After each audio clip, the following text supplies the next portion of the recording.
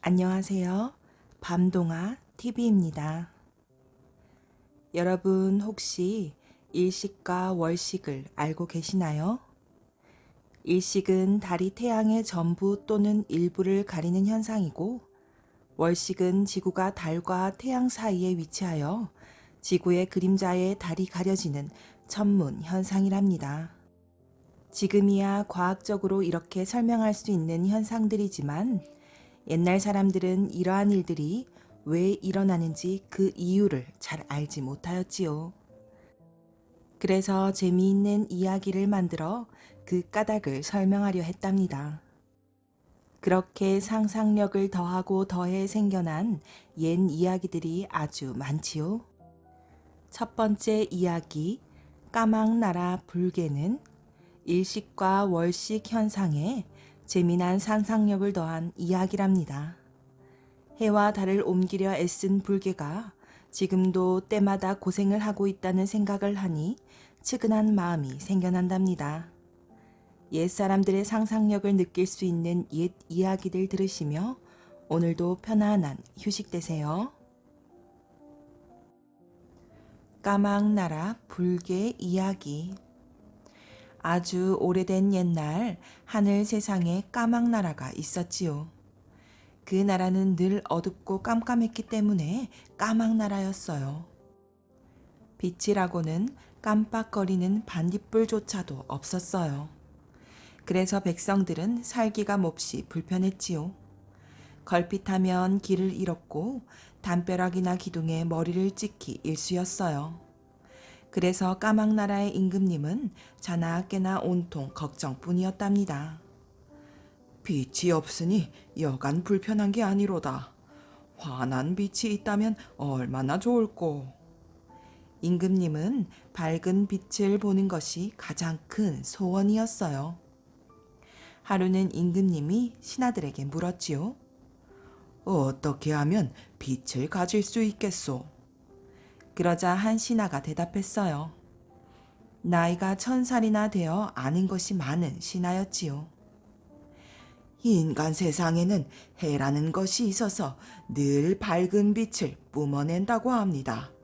그것을 가져오는 게 어떨까요? 임금님은 기가 번쩍 뜨였어요. 그럼 당장 가져오도록 합시다. 하지만 누가 해를 가져오느냐가 문제였어요. 인간 세상은 너무 멀고 험해서 아무나 갈 수 있는 게 아니었거든요. 불개는 곧바로 집을 떠났답니다. 아주 머나먼 길이었지요. 산을 몇 개나 넘고 강을 몇 개나 건넜어요. 가시덤불도 지나고 깎아지른 듯한 낭떠러지도 만났지요. 하지만 불개는 튼튼한 다리로 달리고 달려 이윽고 인간 세상에 다다랐어요. 불개는 입을 한껏 벌려 해를 덥석 물었지요. 그러나 그 순간 불개는 엄청난 아픔을 느꼈어요. 이글이글 타오르는 해를 물었으니 오죽했겠어요? 혀와 입은 말할 것도 없고 온몸이 지글지글 타버리는 것 같았지요. 아이고 뜨거워라. 불개는 너무 놀라서 그만 물었던 해를 도로 뱉어버렸어요. 불개가 빈손으로 돌아오자 임금님은 이만저만 실망한 게 아니었어요. 아니, 해라는 것이 그렇게 뜨겁더란 말이냐. 임금님은 땅이 꺼져라 한숨을 내쉬었어요. 영영 밝은 빛을 볼 수 없단 말인가. 그러자 신하가 말했어요. 인간 세상에는 달이라는 것도 있습니다. 해만큼 밝지는 않지만 밤길을 넉넉히 밝힐만 하니 달을 가져오는 게 어떨까요? 임금님은 얼굴이 다시 밝아졌어요. 그럼 달을 가져오도록 해라. 불개는 다시 인간 세상으로 떠났어요. 산을 넘고 강을 건너고 가시 덤불을 헤치고 깎아지른 듯한 낭떠러지도 건너뛰었지요. 불개가 인간 세상에 다다랐을 때 마침 그곳은 저녁 무렵이었어요. 동쪽 산 너머로 희디흰 달덩이가 서늘한 빛을 뿌리며 솟아올랐지요. 저것이구나. 불개는 억센 네 발을 굴러 달을 향해 힘차게 솟구쳐 올랐어요. 으르렁 으르렁. 불개는 입을 한껏 벌려 달을 덥석 물어버렸지요. 그러나 그 순간 불개는 엄청난 아픔을 느꼈어요. 얼음장같이 차가운 달을 물었으니 오죽했게요. 혀와 이 입은 말할 것도 없고 온몸이 얼얼하게 얼어붙은 것 같았지요. 아이고 차가워라. 불개는 너무 놀라서 그만 물었던 달을 도로 뱉어버렸답니다. 불개는 다시 정신을 차리고 몇 번이나 계속 달을 물어보았어요. 하지만 그때마다 이가 시려서 번번이 도로 뱉을 수밖에 없었지요. 그러는 동안 불개의 몸은 차갑게 식어갔어요. 턱이 뻣뻣해지고 네 다리가 곱아서 더 이상 움직일 수조차 없게 되었답니다. 마침내 불개는 새파랗게 질린 채 할 수 없이 까막나라로 되돌아갔지요. 임금님은 너무 화가 났어요. 아니, 또 빈손으로 오다니. 달이 그다지도 차갑더란 말이냐. 하지만 어쩌겠어요. 그렇다고 임금님이 직접 갈 수도 없잖아요. 그래서 까막나라는 계속 어두울 수밖에 없었지요. 그러나 임금님은 포기할 수가 없었대요.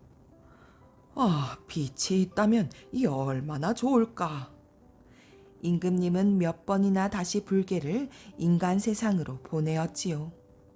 해를 가져오너라, 달을 가져오너라. 그때마다 번번이 실패하면서도 말이에요. 까막나라는 여전히 깜깜한 어둠 세상이래요. 그래서 지금까지도 해와 달을 가져가려고 불개를 인간 세상에 보내고 있다지요. 그걸 어떻게 아느냐고요? 왜 이따금 해와 달이 이지러질 때가 있잖아요. 그걸 일식과 월식이라고 하는데 그게 바로 불개가 인간 세상에 찾아와 해와 달을 물어뜯어서 생기는 거래요. 꿩의 볼이 붉어진 이유. 평화로운 숲속 마을에 토끼와 꿩, 비둘기, 들쥐가 살고 있었어요.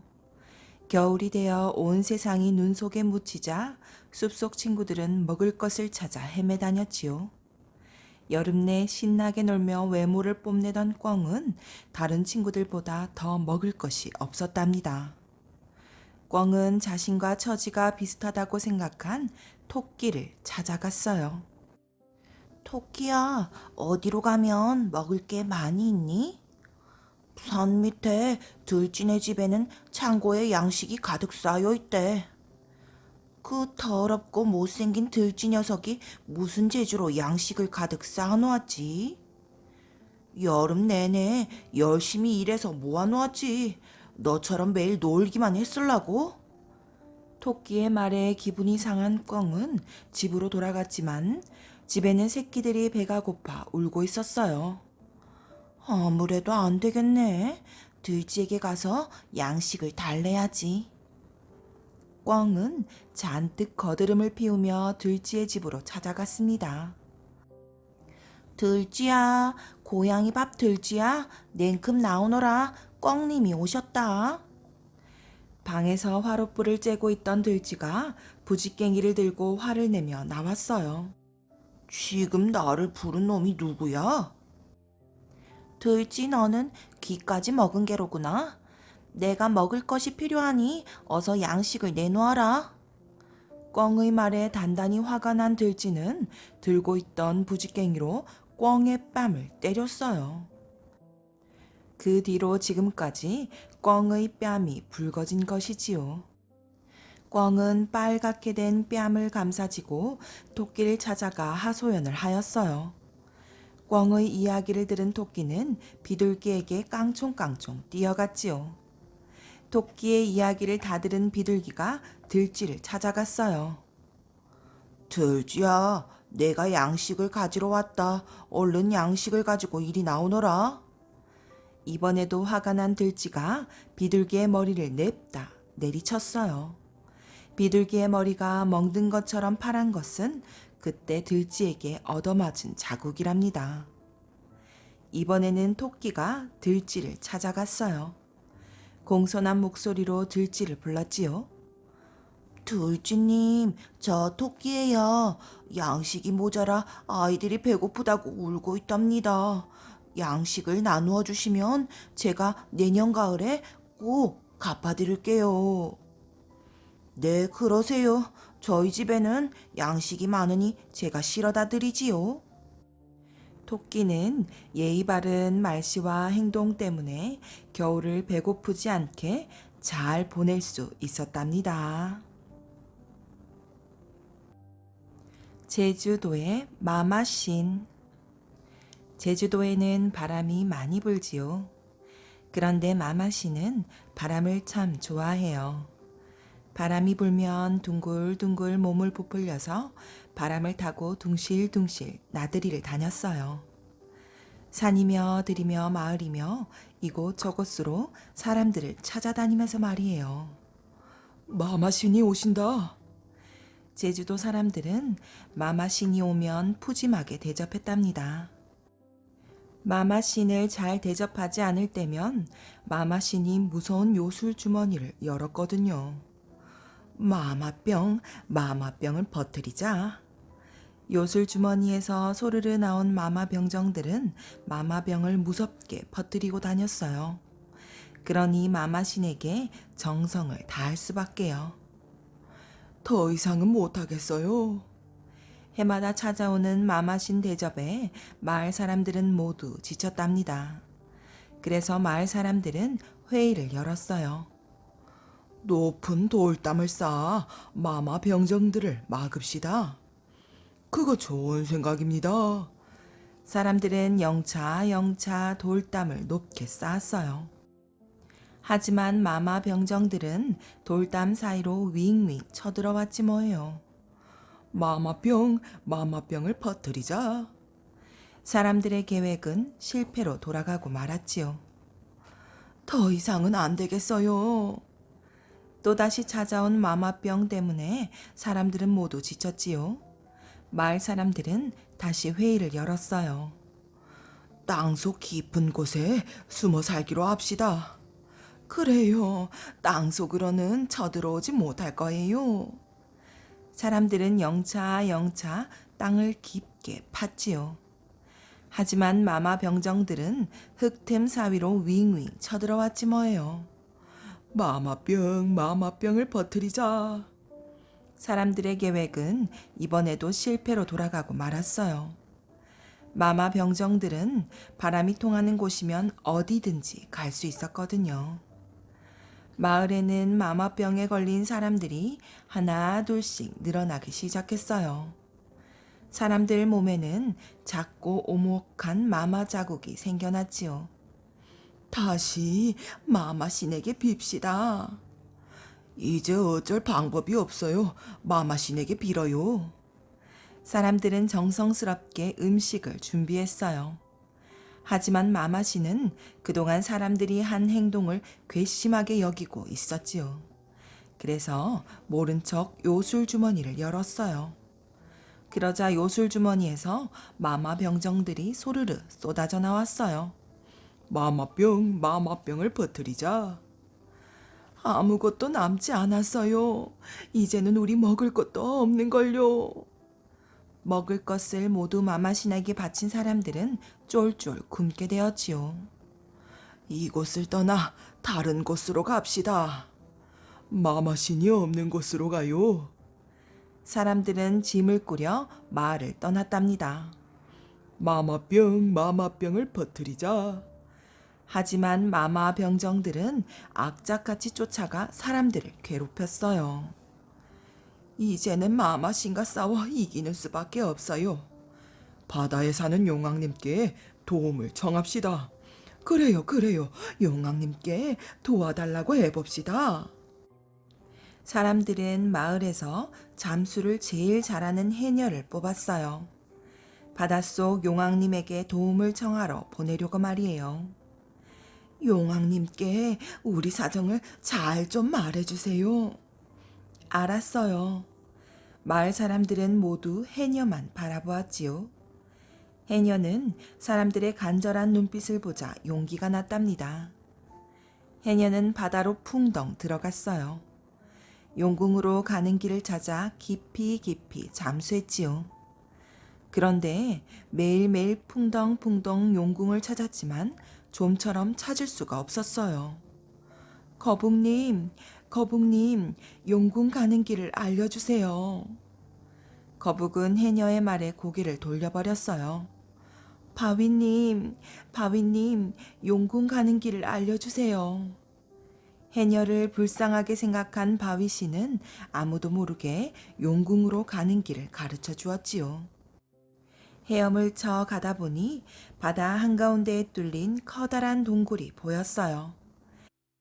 해녀는 물 위로 올라와 크게 숨을 쉬고는 다시 풍덩 잠수를 했지요. 하지만 아무리 가도 동굴의 끝이 보이지 않는 거예요. 어디까지 가야 하나?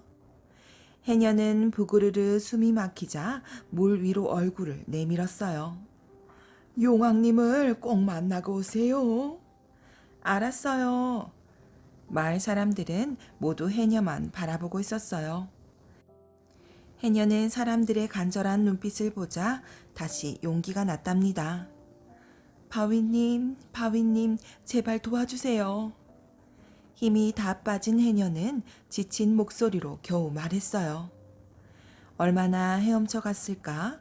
깜깜했던 동굴이 점점 환해지지 뭐예요. 해녀의 정성에 바위신이 감동했나 봐요.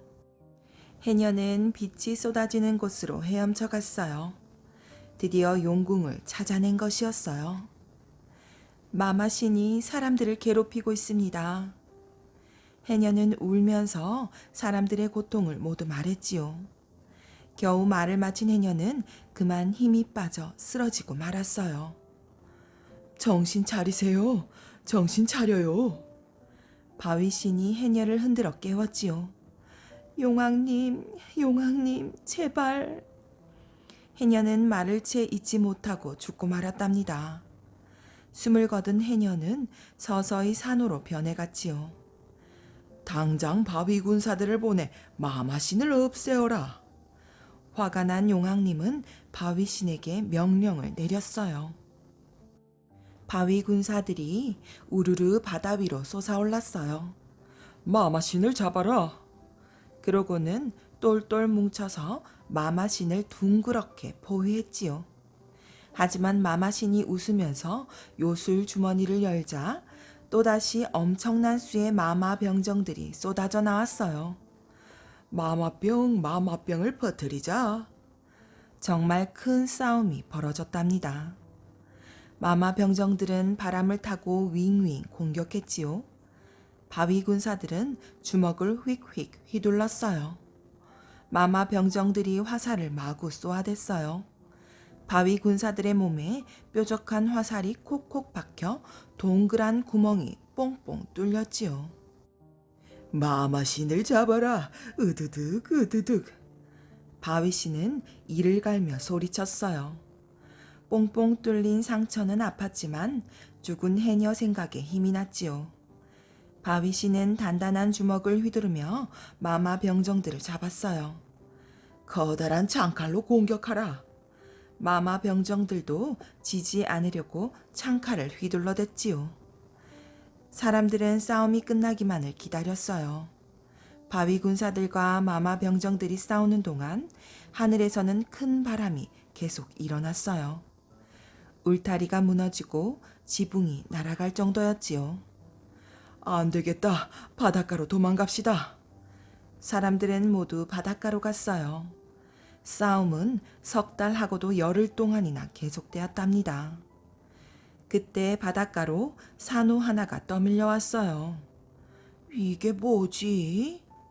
어린 해녀가 산호를 발견하고는 높이 들어올렸지요. 그러자 갑자기 마마 병정들이 하나 둘씩 쓰러지기 시작하는 거예요. 마마신도 산호를 보자 힘을 잃고 달아났지요. 이때다 마마신을 잡아라. 바위 군사들은 마마신을 뒤쫓아갔어요. 그러고는 똘똘 뭉쳐서 마마신을 잡아 물리쳤답니다. 사람들은 얼싸 안으며 기뻐했지요. 어린 해녀들도 바닷가에서 첨벙첨벙하며 좋아했어요. 마마신이 죽자 시커먼 먹구름이 몰려들더니 큰 비가 쏟아졌답니다. 싸움을 마친 바위 군사들도 신이나 빗물에 몸을 씻었어요. 하지만 뽕뽕 뚫린 상처는 씻을 수가 없었지요. 아무리 닦아도 지워지지 않았거든요. 그런데 용궁으로 간 해녀는 왜 돌아오지 않는 거지? 마을 사람들은 모두 바다를 바라보며 해녀가 돌아오기를 기다렸답니다. 사실은 저 산호가 바로 그 해녀입니다. 바위 씨는 해녀 이야기를 해주고는 바다로 돌아갔어요. 마을 사람들은 해녀의 희생에 눈물을 흘리며 진심으로 감사했어요. 그때부터 제주도에서는 용왕님께 제사를 지내게 되었답니다. 그리고 해녀들은 산호를 몸에 지니고 다녔대요. 산호가 마마신을 물리쳤듯이 자신을 지켜줄 거라고 믿었던 거예요. 제주 있는 신랑 찾기. 옛날 어느 마을에 한 처녀가 살았는데 하루아침에 배 세 피를 짜는 뛰어난 재주가 있었지요. 처녀가 결혼할 나이가 되자 처녀 아버지는 신랑감을 찾았어요. 그런데 처녀는 자기처럼 재주 있는 사람이 아니면 결혼을 안 하겠다는 거예요. 아버지는 재주 있는 신랑감을 찾았지만 어디 그런 신랑감이 쉽게 찾아질까요? 그래서 처녀는 그만 노처녀가 되어버렸대요. 더는 안 되겠다 싶었던 아버지는 재주 있는 신랑감을 구한다고 사방에 방을 써붙였답니다. 하루는 방을 보고 한 총각이 찾아왔지요. 그 총각은 자기는 하루아침에 집을 한 채 짓는 재주가 있다는 거예요. 아버지는 어디 한번 집을 지어보라고 말했지요. 이튿날 아침 총각은 일찍 일어나 앞산 나무를 베어다가 톱으로 자르고 기둥을 세우고 지붕을 올려 기아집 한 채를 포도동 날아가게 뚝딱 잘도 지어놨어요. 아버지는 참 좋은 재주다 싶어 처녀한테 이 총각하고 결혼하라고 말했지요. 그런데 처녀가 집을 구석구석 살펴보더니 이렇게 말을 하는 거예요. 집은 참 잘 지었지만 문짝이 하나 거꾸로 맞추어져 있잖아요. 이런 재주로는 내 신랑감이 될 수 없어요. 얼마 뒤 또 한 총각이 찾아왔는데 자기는 하루아침에 벼룩 세 자루를 잡아 코를 깨어 말뚝에 메어 놓는 재주가 있다는 거예요. 아버지는 어디 한번 벼룩을 잡아 깨어보라고 말했지요. 이튿날 아침 총각은 일찍 일어나 후다닥 이리 뛰고 저리 뛰더니 벼룩 세 자루를 잡아 일일이 코를 깬 다음 말뚝에 쭉 메어 놓았지요. 아버지는 참 좋은 재주다 싶어 처녀한테 이 총각하고 결혼하라고 했어요. 그런데 처녀가 깨어놓은 벼룩을 하나하나 다 살피더니 이렇게 말을 하네요. 다른 벼룩들 코는 잘 깨어놓았지만 마지막 벼룩은 코가 아니라 목을 깨어놓았잖아요. 이런 재주로는 내 신랑감이 될 수 없어요. 그런데 얼마 뒤 처녀가 산길을 가다가 발을 헛디뎌 벼랑에서 떨어졌어요. 처녀는 이제 죽었구나 했는데 눈을 떠보니 웬 총각이 자기를 살렸거든요. 처녀가 놀라 물었지요. 이게 어떻게 된 거죠? 길을 가다가 산에서 사람이 뚝 떨어지는 걸 보았답니다. 그래서 얼른 집으로 달려가 낫을 가져다가 대나무 밭으로 뛰어가 대나무를 썩썩 벤 다음 그걸로 소쿠리를 짜서 받아냈지요. 처녀가 가만히 생각해 보니 참 뛰어난 재주거든요. 처녀는 자기가 여태껏 결혼 못한 까닭을 들려주고 총각한테 결혼을 하자고 했지요. 총각도 좋다고 말했답니다. 이렇게 해서 처녀는 재주 있는 신랑을 얻어 오래오래 행복하게 잘 살았대요. 도깨비 씨름. 옛날에 어떤 남자가 이웃마을 잔치집에 다녀오는 길이었어요. 술에 잔뜩 취해가지고 이리 비틀 저리 비틀 하면서 마을 어귀에 이르렀지요. 그런데 웬 자그마한 녀석이 나타나 말을 걸지 뭐예요? 아저씨, 나랑 씨름 한판 합시다. 남자는 눈을 흘겨뜨며 대답했어요. 웃기지 마라. 너 같은 꼬맹이는 내 상대가 못 돼. 저리 썩 비키거라. 아저씨, 씨름 한 판만 하자니까요. 그런데 남자가 보니 이 녀석이 아까보다 훌쩍 커져 있지 뭐예요. 너 따위 녀석이랑 노닥거릴 시간이 없다니까 쏙 비키지 못해? 하지만 그 녀석은 한 발짝도 물러서지 않았답니다. 어이 아저씨, 그러지 말고 제발 씨름 한 판만 해요. 그런데 다시 보니 그 녀석이 이제는 마을 어귀의 장승보다도 키가 더 커져 있는 거예요. 아무리 생각해도 씨름을 하지 않고서는 그 길을 지날 수가 없겠거든요. 남자는 하는 수 없이 그 이상한 녀석과 씨름을 하게 되었어요. 그런데 이 녀석이 자기가 씨름에서 졌는데도 자꾸 한 판만 더, 한 판만 더 하면서 매달리는 거예요. 그래서 남자는 그 녀석과 밤새도록 씨름을 해야만 했지요. 남자는 나중에 하도 귀찮으니까 그 녀석을 나무에 묶어두고 서둘러 집으로 돌아왔답니다. 그러고는 그대로 쓰러져 잠이 들었지요. 아침이 되어 아내와 자식들이 보니까 제 아버지 몰골이 말이 아니거든요. 갓은 찌그러지고 옷은 훅두성이가 돼 있고 말이에요. 아니, 도대체 어떻게 된 거예요? 아내가 묻자 남자는 이상한 녀석이랑 밤새 씨름을 하다가 나무에 묶어놓은 이야기를 해주었지요. 아내와 아들들은 나무가 있는 곳으로 가보았어요. 그런데 글쎄 거기엔 빗자루 몽땅이 하나만 달랑 묶여 있는 거예요. 누가 쓰다 버린 낡은 빗자루가 도깨비로 변해서 술 취한 사람을 붙들고 밤새도록 씨름을 했던 모양이에요. 마음 착한 꾀돌이. 옛날 어느 마을에 한 아이가 살고 있었어요. 아이는 일찍 아버지를 여의고 홀어머니 밑에서 외롭게 자랐지만 워낙 슬기롭고 지혜로워 사람들이 꾀돌이라고 불렀어요. 꾀돌이가 잘 자라 어느덧 서당에 갈 나이가 되자 어머니는 걱정이 태산 같았어요. 똑똑한 아들에게 공부를 시키고 싶었지만 집이 가난해 그럴 수가 없었거든요. 아무리 뼈 빠지게 일을 해도 겨우 먹고 살 형편이었으니까 말이에요. 그러던 어느 날 어머니는 서당 훈장님을 찾아갔어요. 훈장님, 제 아들도 서당에 다닐 수 있게 해주세요. 무슨 일을 해서라도 그 은혜는 꼭 갚겠습니다. 그러니 제발.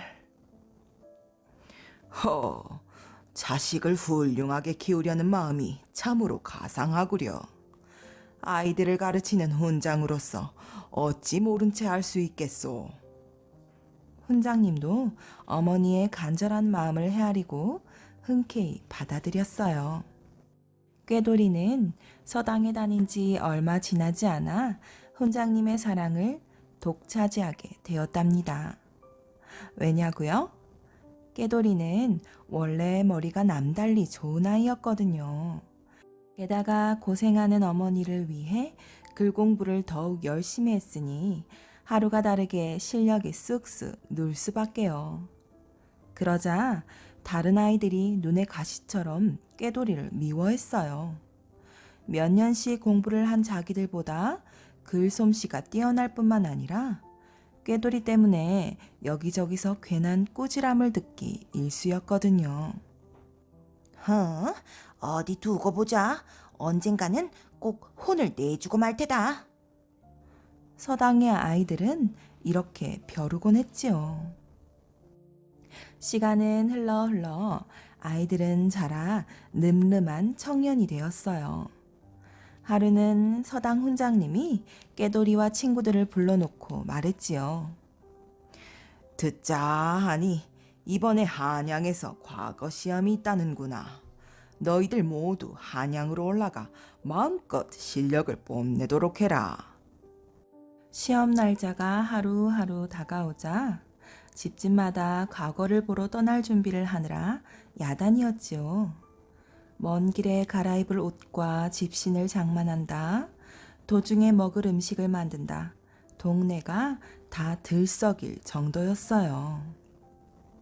하지만 꾀돌이네 어머니는 땅이 꺼져라 한숨만 쉬었어요.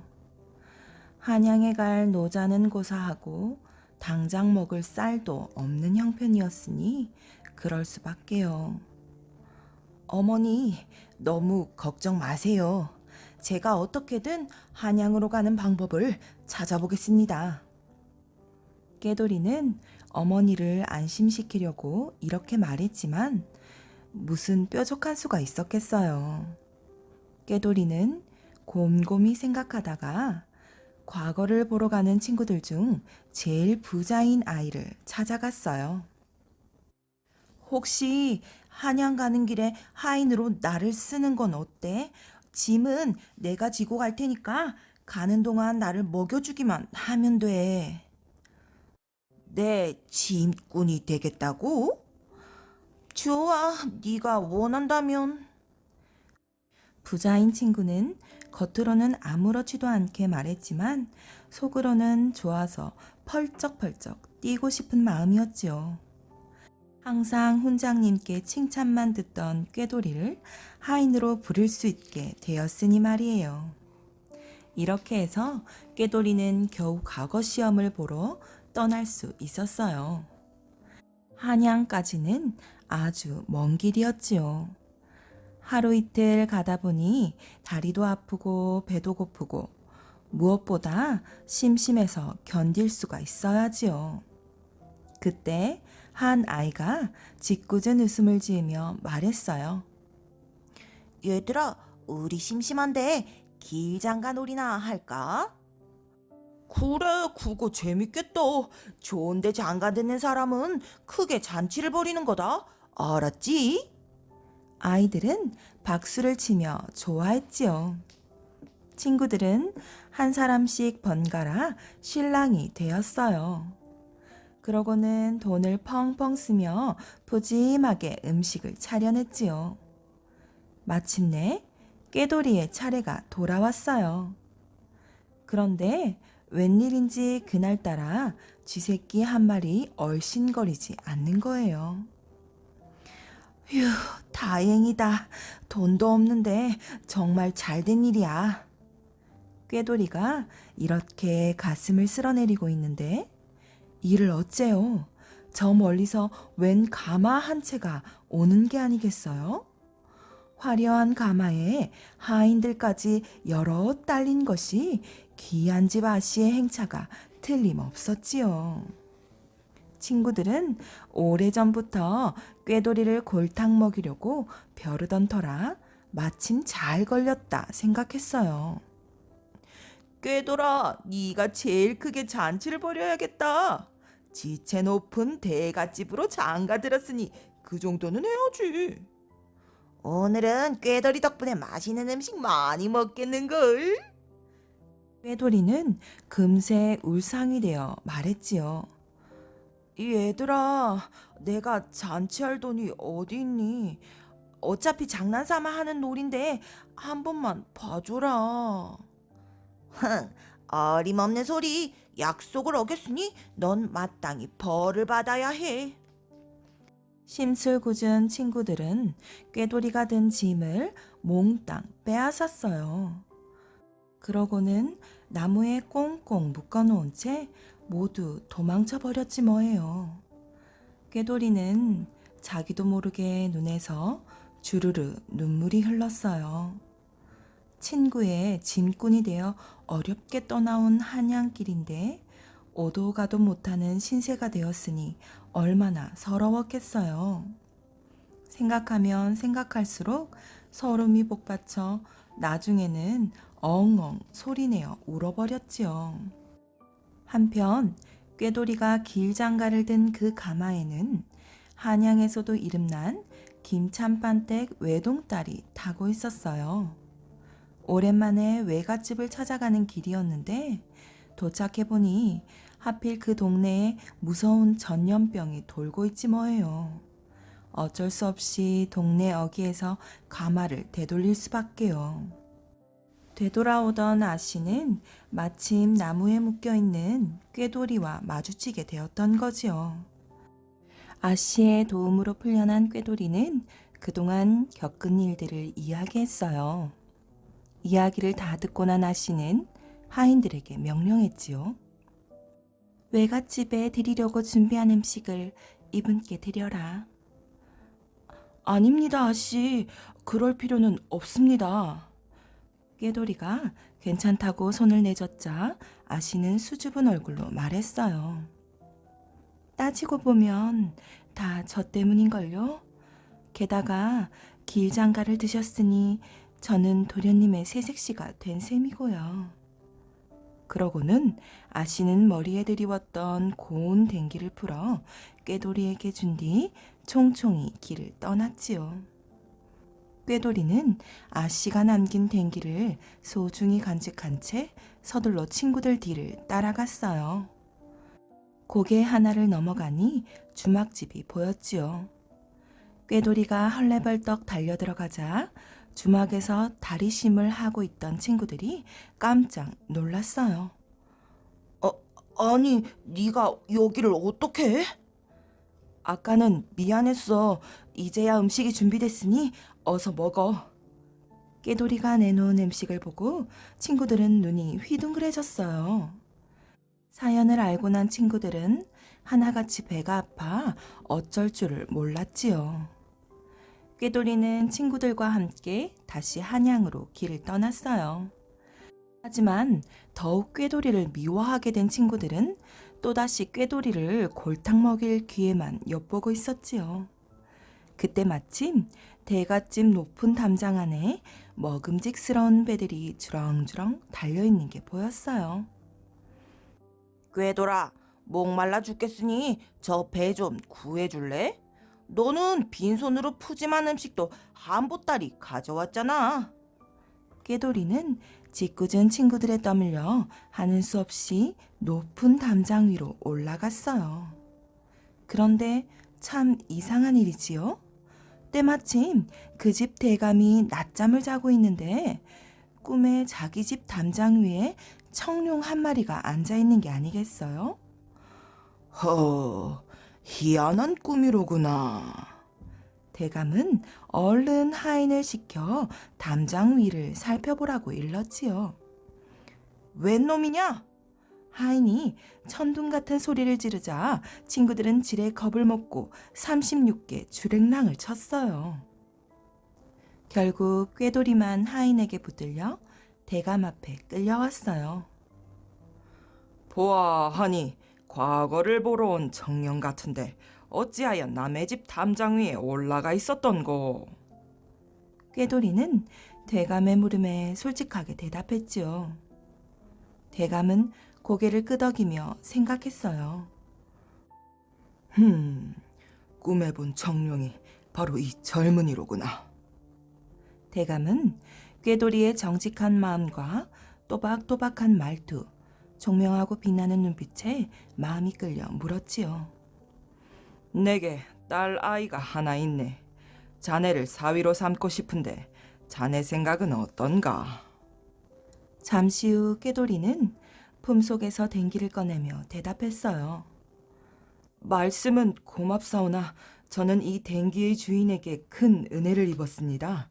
만약 과거에 급제한다면 댕기의 주인을 찾아 아내로 삼을 것입니다. 대감은 댕기를 가만히 쳐다보더니 금세 얼굴이 환해졌어요. 허허, 이거야말로 하늘이 맺어준 인연이로구나. 그 댕기는 바로 내 외동딸의 것일세. 이리하여 꾀돌이는 꿈에도 생각하지 못한 벼락장가를 들게 되었지요. 며칠 후 꾀돌이는 과거 시험에서도 떡하니 장원급제를 했답니다. 위풍당당하게 고향으로 돌아간 꾀돌이는 홀어머니께 넙죽 큰 절을 올렸지요. 오냐 장하다 내 아들아. 꾀돌이네 집에서는 큰 잔치가 벌어졌어요. 과거에 합격한 데다 대갓집 외동딸을 새색시로 맞이했으니 말이에요. 못된 서당 친구들은 그제야 지난 날을 뉘우치며 꾀돌이를 부러워했죠. 그러길래 예로부터 마음을 착하게 써야 복을 받는 것이랍니다. 꿈속에서 만난 미륵불. 아주 먼 옛날 신라 선덕여왕 때 도중사란절에 한 젊은 스님이 불도를 닦고 있었지요. 이름은 생이였답니다. 생의는 어렸을 때부터 머리를 깎고 스님이 되었는데 10여 년이 지나도록 줄곧 도중사에 머물고 있었어요. 도중사는 비록 큰 절은 아니었지만 매우 아늑하고 고요한 산골짜기에 자리 잡고 있어서 혼자서 불도를 닦기에는 아주 적당한 곳이었지요. 생의는 지난 시간 동안 밤낮을 가리지 않고 정진을 거듭해 왔어요. 하지만 그는 항상 자신의 도가 아직도 얕고 부족함을 부끄러워하고 있었지요. 그러던 어느 날 밤 생이는 꿈속에서 문득 한 늙은 스님을 만났어요. 눈썹이 새하얀 그 늙은 스님은 그윽한 눈길로 생의를 내려다보았지요. 그러고는 어서 일어나 나를 따라오시오 하고 일러준 뒤 갑자기 성큼성큼 앞서 걸어가기 시작했답니다. 생의는 깜짝 놀라 저도 모르게 벌떡 일어났어요. 그리고 허둥지둥 그 스님을 뒤쫓아갔지요. 어쩐 까닭인지 그 스님을 놓쳐서는 안 될 것만 같았어요. 대사님, 대사님. 생이가 뒤쫓아가며 소리쳐 불러도 그 늙은 스님은 한 번도 뒤돌아보지 않고 곧장 앞만 보며 걸음을 재촉하였어요. 대사님, 대사님. 생이는 거듭 외쳐 부르며 스님을 앞지르기 위해 안간힘을 썼어요. 하지만 스님은 워낙 걸음이 빨랐지요. 도무지 숨찬 줄도 모르는지 마냥 산비탈을 기어오르고 있었답니다. 스님이 가고 있는 길은 남산 마루에 이르는 길이었답니다. 솔숲이 우거지고 크고 작은 바위들이 울퉁불퉁 뒤엉켜 있어 매우 험했어요. 자칫하면 발을 헛디뎌 미끄러지기가 일쑤였답니다. 생의는 땀을 뻘뻘 흘리며 이윽고 스님을 뒤쫓아 남산 마루 위에까지 올라갔어요. 대사님, 어느 절에 계시옵니까? 소승을 이곳까지 따라오라 하신 것은 무슨 까닭이신지요? 생이는 가쁜 숨을 헐떡이며 물었어요. 하지만 스님은 그 말은 들은 척도 하지 않고 자, 여기에 불을 묶어 표를 해놓으시오 하고 어느 한 곳을 가리키며 말했어요. 생이는 스님이 일러준 대로 잠자코 따라할 수밖에 없었지요. 그러자 스님은 저 아래 남쪽 산골짜기에 내가 묻혀 있으니 나를 찾아내어 이곳에 다시 묻어주도록 하오 하고 갑자기 어디론가 사라져버리고 말았지요. 대사님, 대사님. 생이는 주위를 두리번 거리며 큰 소리로 외쳐 불렀답니다. 그러다 문득 잠을 깨니 무역해 먼동이 터오고 있었어요.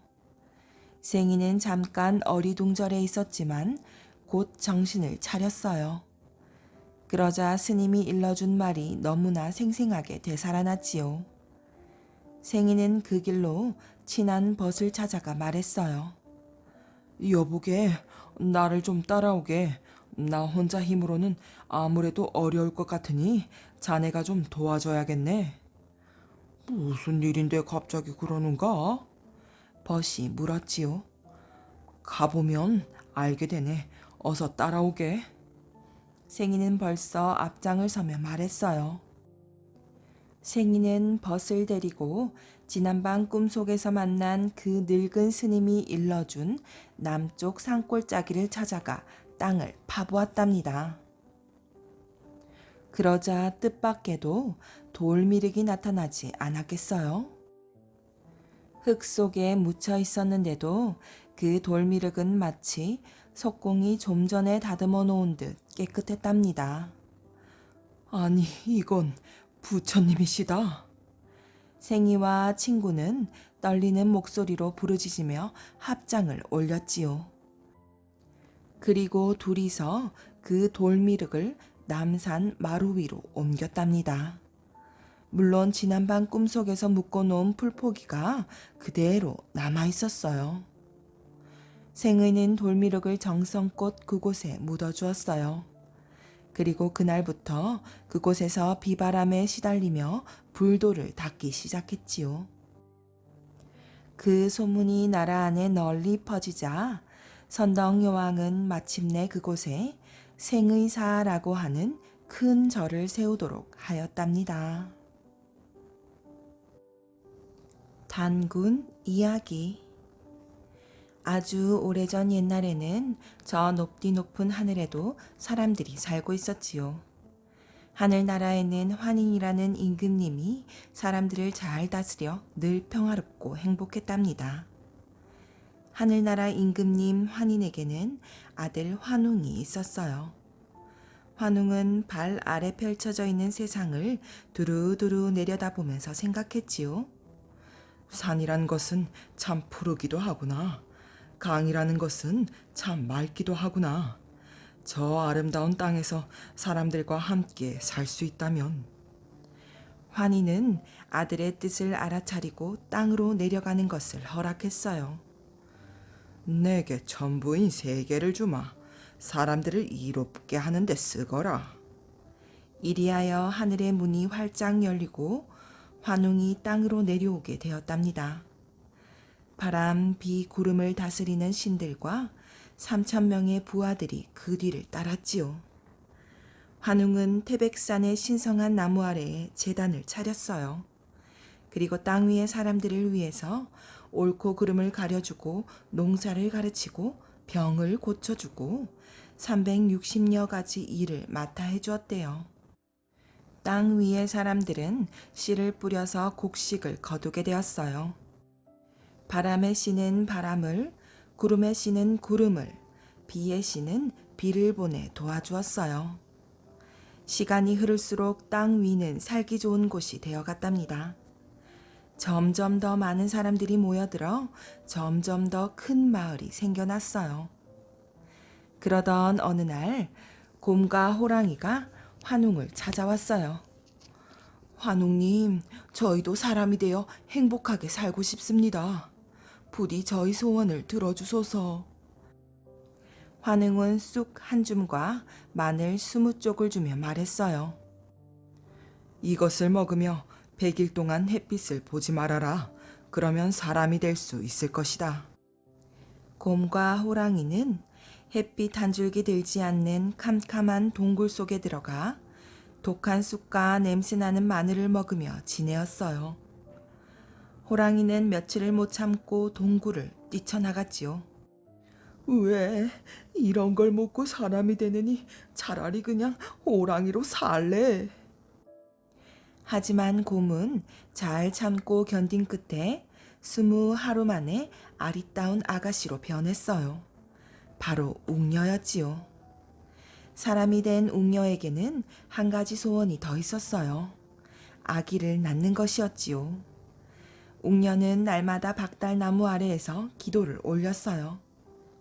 비나이다, 비나이다, 부디 아기를 갖게 해주시옵소서. 환웅은 그런 웅녀를 딱하게 여겨 아내로 맞이했어요. 그로부터 10달이 지나 웅녀가 아기를 낳았어요. 한눈에 보아도 튼튼한 사내 아이였지요. 허허허, 그 울음소리 한번 씩씩하구나. 장차 너는 세상을 다스리게 될 것이다. 환웅은 크게 기뻐하며 아기에게 단군이라는 이름을 지어주었어요. 단군은 환웅과 웅녀의 사랑을 한 몸에 받으며 무럭무럭 자랐어요. 어진 마음씨와 지혜로운 생각과 강한 힘을 지닌 아이로 커갔지요. 어른이 된 단군은 아버지 환웅이 그랬듯이 사람들을 잘 다스렸답니다. 사람들도 그런 단군을 믿고 따랐지요. 단군님은 하늘과 땅 사이에서 태어나신 분이야. 저런 훌륭하신 분을 우리의 임금으로 모셔야 해. 임금이 된 단군은 사람들을 이끌고 아버지 환웅의 성을 떠났어요. 그리고 살기 좋은 곳에 터를 잡고 나라를 세웠으니 그 나라가 바로 고조선이랍니다. 이 땅에 세워진 가장 첫 번째 나라였지요. 그 뒤 단군 왕검은 무려 1500년 동안이나 고조선을 이끌어 나갔어요. 고조선은 넓디 넓은 땅을 가진 크고 강한 나라가 되었답니다. 세상을 그리워한 아내. 옛날하고도 아주 먼 옛날 신라라는 나라의 임금님에게는 사랑하는 두 아우가 있었답니다. 형제끼리란 아무리 자주 만나도 싫어지지 않는 법이지요. 한 울타리 안에서 날마다 얼굴을 맞대고 살아도 보고 싶고 또 보고 싶게 마련입니다. 임금님이라도 그것은 마찬가지였지요. 임금님 곁에는 언제나 아름다운 궁녀들이 둘러싸고 있지요. 또 많은 신하들이 그림자처럼 뒤따르며 온갖 아첨을 아끼지 않았답니다. 그러나 이 모든 것도 한 핏줄을 나눈 형제와 나누는 한마디 말보다 즐겁지가 않았습니다. 임금님의 두 아우는 서로 멀리 떨어져 있었지요. 신라를 다스리는 임금님의 힘으로도 오랫동안 만날 길이 없었답니다. 마다우 미해는 바다 건너 섬나라인 일본에 끌려가 있었지요. 겨우 10살이 되어서 신하 하나만 데리고 끌려가 버린 지 벌써 3년이나 되었답니다. 둘째 아우 보해도 국경을 사이에 두고 있는 이웃 나라인 고구려에 끌려가 있었어요. 임금님은 그동안 해마다 사신을 보내어 두 아우를 돌려보내달라고 말했지요. 그러나 두 나라의 임금님들은 결코 그 말을 듣지 않았어요. 그렇다고 아우를 빼앗아 오기 위해 전쟁을 일으킬 수도 없었답니다. 임금님이 다스리고 있는 나라는 그때만 해도 워낙 힘이 약했지요. 임금님은 두 아우를 생각할 때마다 임금의 자리에 앉아 있는 것이 조금도 기쁘지가 않았답니다. 아무리 맛있는 요리와 향기로운 술이 있어도 두 아우를 생각하면 혼자서 즐길 수가 없었지요. 임금님은 날이 갈수록 가슴이 메이는 슬픔과 그리움에 나라를 다스리는 것조차 잊어버릴 지경이었습니다. 어느 날 임금님은 나라 안의 모든 신하들을 불러놓고 큰 잔치를 벌였어요. 잔치가 시작되자 임금님이 먼저 큰 술잔을 들고 모든 신하를 둘러보며 말했지요. 경들은 이 술잔에 담긴 것이 무엇이라고 생각하는가? 예, 이것은 이 나라 안에서 가장 향기로운 술이옵니다. 신하들이 모두 입을 모아 말했어요. 아니요, 경들의 눈에는 그렇게 비칠지 모르나 짐은 지금 술이 아니라 피를 마시고 있는 것만 같구려. 하고 임금님이 갑자기 술잔을 쏟으며 눈물을 흘렸지요. 마마, 어쩐 일이옵니까? 신하들이 몹시 놀라며 물었어요. 경들은 어찌 짐의 마음을 그렇게도 모르는가? 짐이 사랑하는 두 아우를 데려오지 못하는 한 짐은 결코 술잔을 입에 대지 않겠노라. 짐이 비록 임금의 자리에 있다 하나 일찍이 눈물을 흘리지 않은 날이 없노라. 하고 임금님이 더할 수 없이 슬픈 목소리로 말했지요. 그때 한 신하가 임금님 앞으로 나왔답니다. 조그마한 고을을 다스리고 있는 재상이란 신하였지요.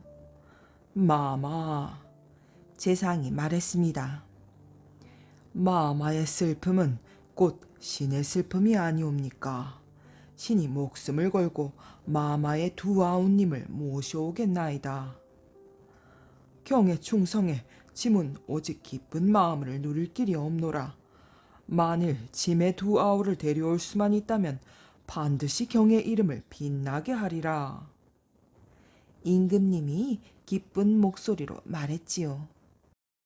그리고 임금님은 금으로 만든 술잔에 술을 가득 부어 재상에게 주었답니다. 재상은 두 손으로 그것을 받아 단숨에 들이켜고 곧 길을 떠났지요. 먼저 몰래 국경을 넘어 보혜가 잡혀있는 나라로 들어갔지요. 재상은 그 나라의 병졸처럼 변장을 하고 다니며 기회를 엿보았답니다. 그러다가 마침내 보혜가 갇혀있는 성을 찾아냈어요. 그때 재상은 그 나라의 높은 무사 차림을 하고 있었기 때문에 성문을 지키고 있는 병졸들의 눈을 속이고 보혜를 잠깐 만날 수 있었지요. 재상은 보혜에게 깨를 일러주고 금돈 100냥을 주었답니다. 그리고 재상이 먼저 국경지대에 가서 숨어 있기로 했어요. 보혜는 재상이 준 금돈 100냥을 꺼내 성을 지키는 병졸들에게 자랑하며 말했지요. 이것 봐. 화살촉을 뺄 수 있는 사람이 있으면 내가 금돈 한 입씩을 주지. 어때? 반짝이는 금돈이 탐이 난 병졸들은 다투어 날카로운 화살촉을 빼버렸답니다. 마지막 금돈 한 입이 남았구나. 누구든지 잘 달리는 말 한 피를 몰고 오면 이 금돈까지 주겠어. 하고 보혜가 꿰자 욕심 많은 병졸 하나가 재빨리 날랜말 한 마리를 끌고 왔지요. 정말 이 말이 제일 빠른가? 보혜가 금돈을 주며 물었어요. 그렇소. 한번 타보시오. 병졸이 큰 소리로 말했지요. 좋아, 그럼 한번 타봐야겠군. 하고 말에 올라탄 순간 보혜는 손살같이 성을 빠져나와 달아났지요. 보혜를 놓친 병졸들은 그때서야 비로소 미친 듯이 활을 쏘아댔어요. 하지만 촉이 없는 화살은 아무리 쏘아봤자 꽂히지가 않았답니다. 보혜는 힘껏 말을 달려 재상이 숨어있는 국경지대까지 도망칠 수 있었어요. 보혜는 재상을 따라 무사히 임금님 곁으로 돌아왔지요. 동생 보혜를 만난 임금님의 기쁨은 이루 말할 수가 없었답니다. 그러나 임금님은 보혜를 만나자 미의 생각이 더욱 간절해졌어요. 하루빨리 미혜를 만나고 싶도다. 미혜를 데려올 수가 없는가? 임금님이 이렇게 말하며 슬퍼하자 재상은 이번에는 바다 건너 섬나라로 곧장 떠날 수밖에 없었어요. 그런데 재상에게는 사랑하는 아내와 세 딸이 있었지요. 그러나 재상은 아내와 딸들을 만나보지도 않은 채 섬나라로 떠날 채비를 서둘렀답니다. 재상이 탄 배가 막 포구를 떠나고 있을 때 비로소 소문을 들은 아내와 세 딸이 달려오며 소리쳤어요. 어디로 가십니까? 배를 멈춰주세요. 그러나 재상은 배를 멈추지 않고 손을 흔들며 바다를 건너갔어요. 섬나라에 가서 미혜를 몰래 데리고 온다는 것은 정말 어려운 일이었지요. 재상은 섬나라의 임금을 찾아가 말했어요. 임금님, 우리의 임금이 사랑하는 아내와 딸을 빼앗고 소신을 죽이려 하기 때문에 가까스로 도망을 쳐왔습니다. 훌륭하신 임금님의 신하가 되게 해주시옵소서. 재상이 거짓으로 눈물까지 흘리며 말하자, 오호, 갸륵한지고 짐에게 충성을 다하는 신하가 되거라 하고 기뻐하며 섬나라 임금은 재상에게 높은 벼슬과 좋은 집 한 채를 주었답니다. 재상은 날마다 바닷가에 나가 온갖 고기를 잡아 섬나라 임금께 바쳤지요. 섬나라 임금은 재상의 꾀에 넘어가 여간 기뻐하지 않았어요. 이제는 조금도 재상을 의심하지 않았답니다. 재상은 마음대로 미혜를 만날 수도 있었어요. 미혜를 도망가게 할 꾀를 짜내며 기회만 노리고 있던 어느 이른 새벽녘 짙은 안개가 자욱이 끼고 있었지요. 재상은 몰래 미혜를 찾아왔어요. 때가 왔습니다. 안개가 걷히기 전에 어서 배를 타고 도망을 가십시오. 신은 이곳에 남겠습니다. 재상이 말했지요. 아니되요. 공도 함께 떠나도록 하오. 미애가 재상의 팔을 잡고 말했지요. 제 걱정은 마시고 어서 떠나십시오. 신이 없으면 의심을 하게 되니 함께 떠날 수가 없습니다. 망설일 시간이 없으니 빨리 떠나십시오. 하고 재상은 끝내 미혜만 보내었지요. 재상은 미혜를 도망시켜 놓고 미혜 방에 들어가 누웠어요. 미혜처럼 꾸미고는 한낮이 되도록 이불을 덮어쓰고 나오지 않았지요. 방문을 열어라. 섬나라 병졸들이 와서 수상쩍은 목소리로 말했어요. 내가 지금 몸이 아파서 누워있는 중이오. 재상이 미의 목소리를 흉내내어 말했어요. 얼마 후 병졸들이 다시 찾아왔지요.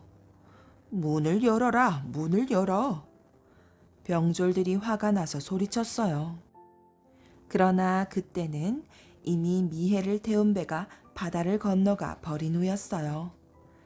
재상은 잠자코 문을 열어주었지요. 재상은 꼼짝없이 잡혀서 섬나라의 임금 앞에 끌려갔어요. 너는 어찌하여 미혜를 몰래 보냈는가? 섬나라 임금이 물었어요. 우리 임금님께서 아우를 만나지 못해 그리워하시기에 보내었소. 재상이 조금도 두려워하지 않고 말했어요. 너는 이미 짐의 신하가 되지 않았는가? 아니요, 나는 우리 임금님의 신하요. 네 이놈, 다시 한번 말해보거라. 짐의 신하라고 하면 용서해 줄 것이나 만일 아니라면 무서운 벌을 내리겠노라. 섬나라의 임금이 두 눈을 홉뜨며 소리쳤어요. 그러나 재상은 굽히지 않고 말했지요. 나는 우리 임금님의 신하요. 다시 한번 생각해보라. 네가 짐의 신하라고 하면 지금보다 더 높은 벼슬과 재물을 주겠노라. 어떠하냐? 아니요. 나는 우리나라의 개나 돼지가 될 망정 이 더러운 섬나라의 신하는 되지 않겠소. 무엇이 어째? 이어봐라. 이놈에게 무거운 벌을 주어라. 섬나라의 임금이 화가 머리 끝까지 치밀어서 소리쳤어요. 병졸들이 달려들어 재상을 발가벗겼지요. 그러고는 억센 갈대를 벤 날카로운 갈대밭 위를 맨발로 걸어가게 했지요. 재상의 발에서 새빨간 피가 비오듯 흘러내렸어요. 네 이놈, 이래도 짐의 신하가 아니라고 하겠느냐? 섬나라 임금이 다시 물었어요. 나는 우리 임금님의 신하요. 재상이 더욱 큰 소리로 외쳤지요. 섬나라의 임금은 얼굴이 빨개지도록 화가 나서 이번에는 벌겋게 단 쇠판 위에 재상을 세워놓고 물었어요. 네 이놈, 누구의 신하냐? 그러나 재상은 힘껏 머리를 저으며 소리쳤어요. 나는 우리 임금님의 신하요. 온몸이 타들어가도 재상의 굳은 뜻은 조금도 흔들리지 않았답니다. 섬나라의 임금은 재상의 마음을 돌이킬 수가 없음을 깨닫고 재상을 죽여버렸어요. 이 슬픈 소문이 바다를 건너 재상의 나라에까지 들려왔지요. 두 아우를 찾았지만 임금님은 재상과 같이 훌륭한 신하를 잃어버린 것이 너무도 가슴이 아팠어요. 임금님은 재상의 아내에게 높은 벼슬과 재물을 주었답니다. 그리고 재상의 큰딸을 미해의 아내로 삼았지요. 그러나 재상의 아내는 벼슬과 재물을 모두 버리고 재상이 섬나라로 떠난 그 포구의 산마루 위에 올라가서 밤낮 없이 먼 바다를 지켜보고 있었답니다. 기다리다 기다리다 못해 그 아내는 마침내 돌이 되었어요. 더 오랜 세월을 기다리기 위해 돌이 되었지요. 비와 바람과 눈보라와 벼락에도 깨뜨려지지 않는 돌이 되었답니다.